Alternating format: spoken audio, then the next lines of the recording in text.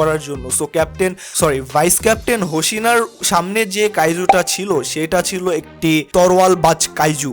লল।